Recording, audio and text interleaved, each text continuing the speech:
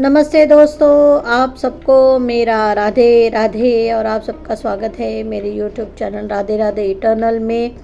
और मैं पूरी आशा करती हूँ कि आप लोग बहुत ही सुंदर जीवन व्यतीत कर रहे होंगे और कृष्ण भगवान उनकी कृपा दृष्टि आप पर हमेशा की तरह बरसा रहे होंगे और आपको हर चिंता हर दुख से दूर कर रहे होंगे। तो दोस्तों, बढ़ते हैं आज की कहानी की तरफ। आज की कहानी भी है संत रविदास जी की। जैसे मैंने पिछले वीडियो में भी शेयर किया था रविदास जी के बारे में, अब इसके आगे कहानियाँ होंगी क्योंकि अलग अलग संतों की बहुत सी कहानियाँ हैं जो हम नहीं जानते हैं कि ईश्वर प्राप्ति किस तरह उन्होंने की और क्या क्या उनके साथ चमत्कार हुए या उन्होंने कितने लोगों के दुख दूर किए। तो उसके बारे में, हर संत के बारे में मैंने कहानी शेयर की है और जैसे जैसे मुझे कोई अच्छी कहानियाँ मिलती हैं संतों के बारे में तो वो मैं ज़रूर लेकर आऊँगी आपके लिए। तो आज की कहानी भी रविदास जी के बारे में ही है। तो जैसे कि पिछले वीडियो में मैंने कहा कि जब वो छोटे थे तभी उनमें बहुत सी शक्तियाँ आ गई थी। उनका जो मन था वो भगवान में लीन रहा करता था।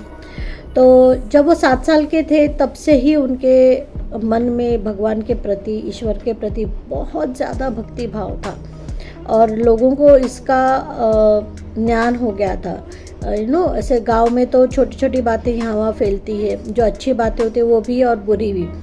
तो बहुत से लोगों ने उनके बारे में सुना था, तो बहुत लोग उनके दर्शन के लिए आया करते थे जब वो 7 साल के थे तब। पर तभी भी वो लोगों के दुखों को दूर करते थे, ईश्वर भक्ति में इतने लीन थे। ईश्वर उन्हें स्वयं आके दर्शन दिया करते थे अलग अलग रूप में और उनकी कीर्ति बहुत ज़्यादा फैल चुकी थी।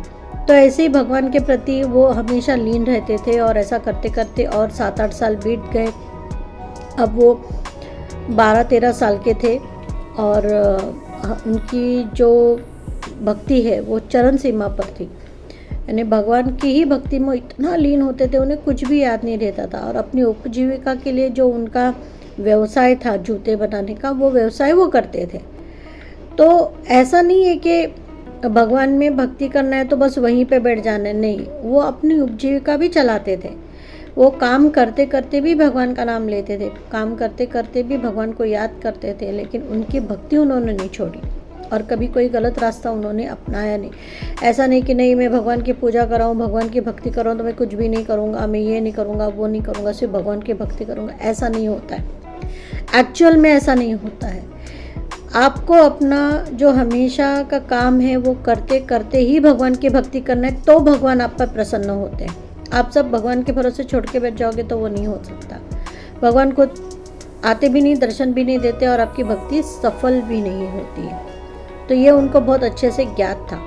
तो वो अपनी उपजीविका के लिए अपना जो जूता बनाने का व्यवसाय है वो किया करते थे और बहुत ही सुंदर जूते वो बनाया करते थे। और ऐसा करते करते सत्संग वगैरह भी किया करते थे और सत्संग में लोगों को, आए हुए लोगों को खाना खिलाना।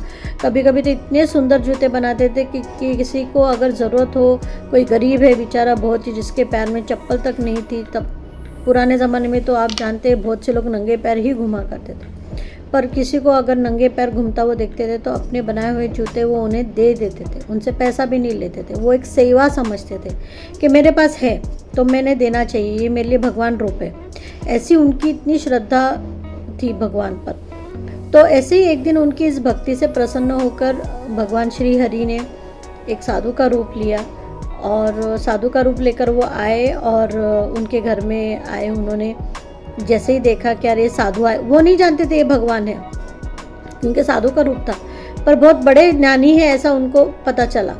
तो जैसे उनको अंतर्ध्यान था तो वो हमेशा बोलते थे कि आइए आप बैठिए।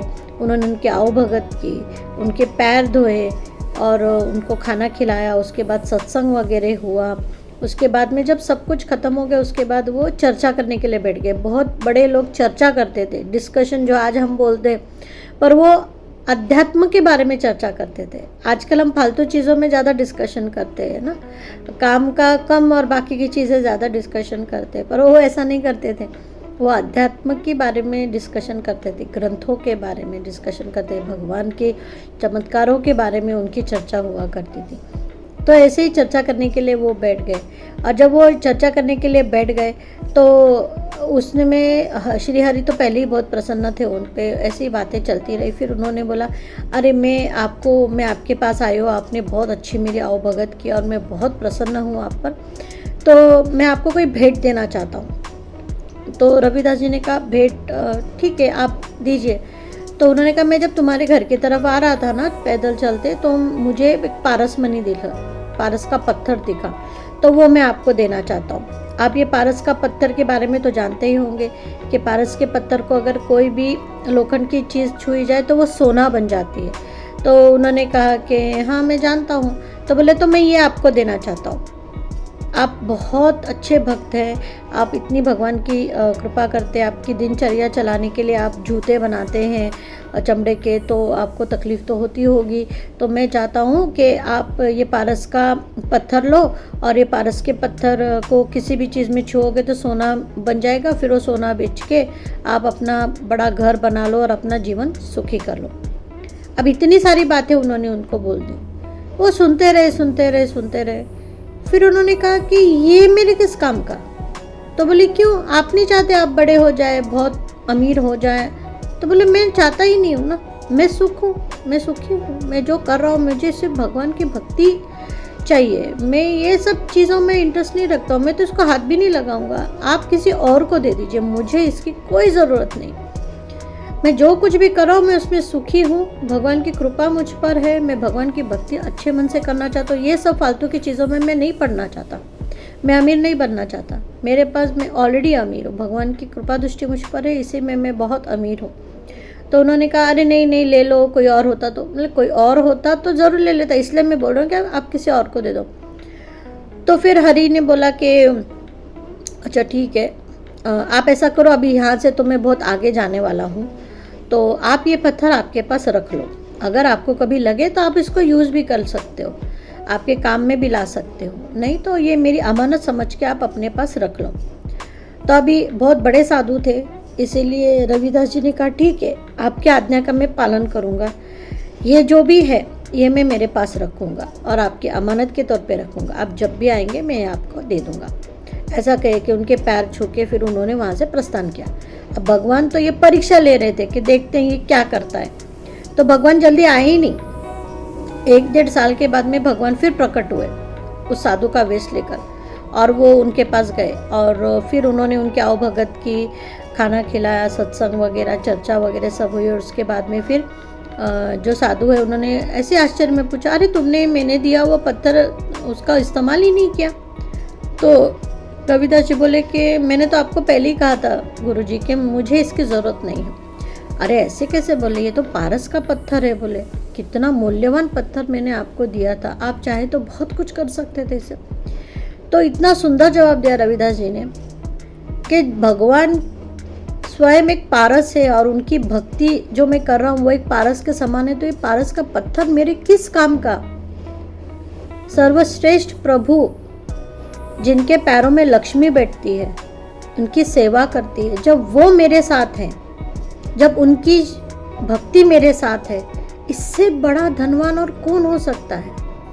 पारस पत्थर लेके मैं क्यों मुझे ये जो आशीर्वाद मिला है भगवान से, ये मैं क्यों व्यर्थ जाने दूँ? क्यों ये मोह माया में पढ़ूँ? अगर ये मोह माया में ही पढ़ना था तो कितने राजा महाराजाओं ने आज अपने गद्दियाँ छोड़कर, भिक्षा मांगकर, प्रभु की पूजन करके वो अपना जीवन व्यतीत कर रहे हैं और उसमें वो सुखी हैं। तो ये सुख तो मुझे पहले से ही मिला हुआ है, मैं क्यों दुखी बनूं? ये व्यर्थ है मेरे लिए, ये सिर्फ एक पत्थर समान है मेरे लिए जो रास्ते पे पड़ा होता है। इसको लेकर और ये इसका क्या बोलते हैं उसको, इसको यूज़ करके या इसका इस्तेमाल करके मैं क्यों पाप का भोगी बनूं?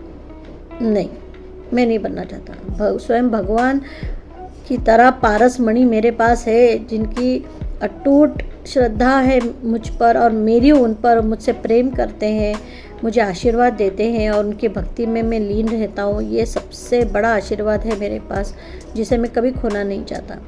आप ये ले जाइए, मुझे इसकी ज़रूरत नहीं। ऐसा करके उन्होंने वो पारस मणि जो था, पत्थर जो था, वो उन गुरुजी को वापस दे दिया और भगवान ने उन्हें आशीर्वाद दिया कि तुम और बड़े बनो और भगवान की कृपा आप पर हमेशा बनी रहे। ऐसा सुंदर आशीर्वाद देकर वहाँ से भगवान अंतर्ध्यान हो गए। तो देखा दोस्तों, आजकल हम बोलते हैं कि साधु संत कुछ नहीं होते, पर पहले के अभी भी होते हैं, बहुत से होते हैं। हम बड़े बड़े आजकल संतों को देखते, वो अगर हमसे पैसे भी लेते हैं तो डेफिनेटली उसमें लोगों का भलाई करने के लिए लेते हैं। कितने बड़े बड़े आश्रम खोलते हैं, कितना कुछ वो लोगों के लिए करते हैं। वो पैसा वो उसमें लगाते हैं जिससे कि लोगों का भला, अन्नदान करते हैं। तो अगर हम थोड़ा सा उनको सपोर्ट करें तो हमारा भी एक कर्म अच्छा हो सकता है, हमसे भी कोई अच्छा एक काम हो सकता है। हमेशा ही हर चीज़ बुरी नहीं होती है।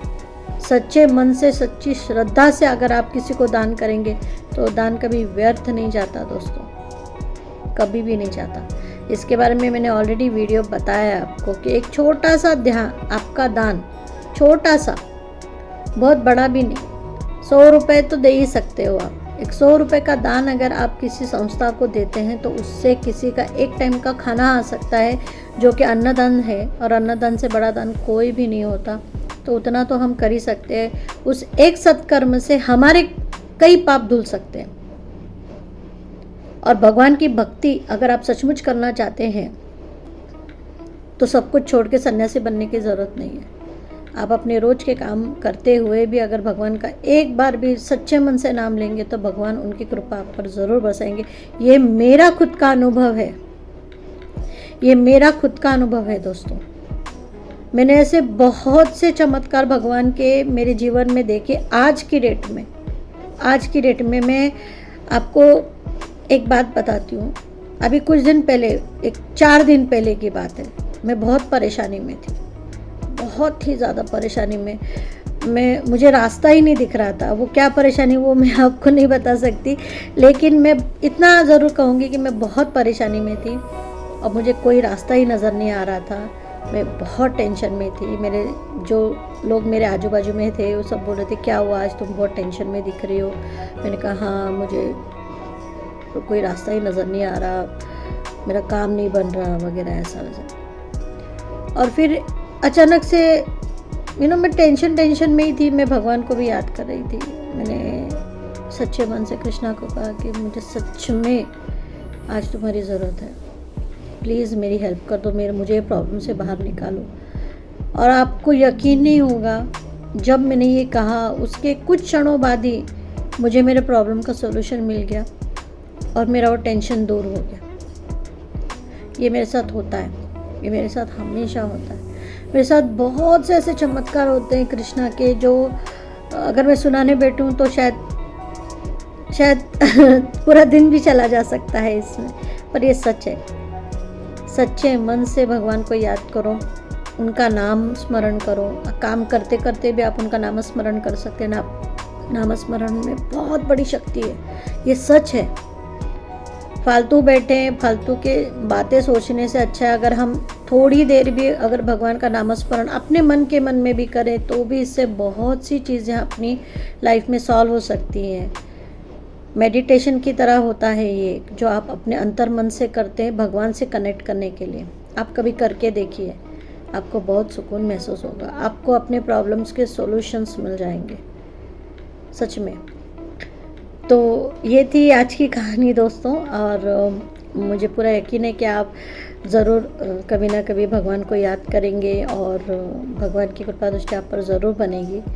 जैसे रविदास जी ने अपने जीवन में सच्चे मन से भगवान को याद किया, अपने रोज के कामों में रहकर भगवान की भक्ति किया करते थे, उसी तरह हम भी भक्ति करें और भगवान की कृपा प्राप्त करें।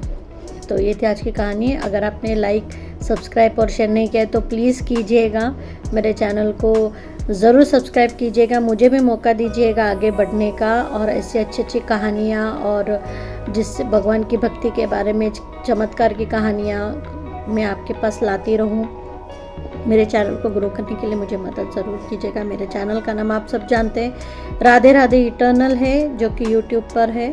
तो आप ज़रूर उसको सब्सक्राइब, लाइक, शेयर कीजिए और मेरी कहानियाँ शेयर भी कीजिए ताकि आपके किसी दोस्त के शायद कभी कोई काम आ सके। आपके कोई ऐसा व्यक्ति हो जिसको इस कहानी को सुनकर कुछ प्रेरणा मिले जीवन में, तो ये ज़रूर कीजिएगा। तो मिलती हूँ आपसे अगले वीडियो में, तब तक आप सबको मेरा राधे राधे।